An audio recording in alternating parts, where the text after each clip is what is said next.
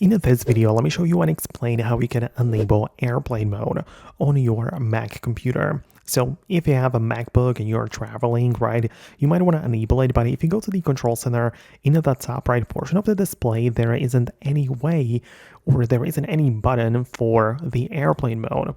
And similarly, when you go to the settings, like that, you also notice that part of the connections, we don't really have the airplane mode. And the way that it works is that Macs don't even have that built in because they don't support SIM cards, right? Or the connection to the cellular network. So the only connection you can stop from being active is the Wi-Fi. So you can disable Wi-Fi like this and also go to the Bluetooth and disconnect it. Right? So when you disconnect your Bluetooth as well as Wi-Fi, you are essentially in the airplane mode. But in most cases, it's not really going to be an issue. You know, there are plenty of airlines which offer onboard Wi-Fi, so it's not really a problem that you have it turned on.